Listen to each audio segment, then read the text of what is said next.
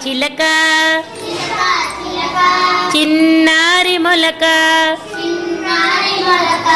మంచం కోసం ఎందుకే అలక మామకేమో మడత మంచం అన్నకేమో